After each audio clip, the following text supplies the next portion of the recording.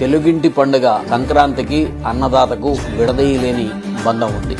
అన్నదాతకు జగనన్నకు అంతే అనుబంధం ఉంది. అన్నం పెట్టే రైతు సంతోషంగా ఉంటేనే దేశం సంతోషంగా ఉంటుంది.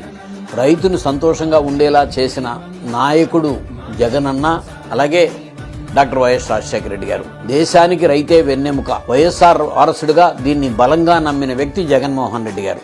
అందుకే ఏడాదికి 2 సార్లు పంట వేసే ముందు రైతుకు పెట్టుబడి సాయంగా 12,500 రూపాయల చొప్పున 4 సంవత్సరాలు ఇస్తామని భరోసా ఇచ్చారు. దాన్ని మరో 1000 రూపాయలకు పెంచి కోవిడ్ కష్టకాలంలోనూ కూడా ఆపకుండా 5 ఏళ్లకు పెంచి అందించారు జగన్మోహన్ రెడ్డి గారు.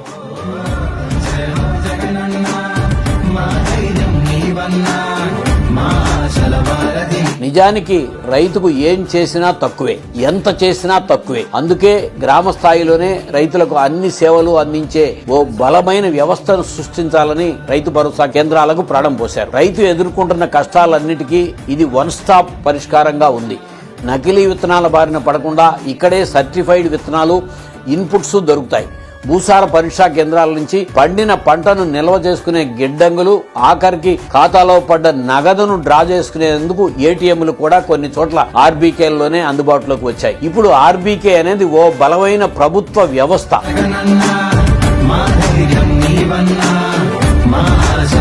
ఇది రైతు వ్యవస్థ. రైతుని విత్తు నుండి పండిన పంటను విక్రయించుకునే దాకా చేపట్టి నడిపించే అమ్మా నాన్న అన్ని.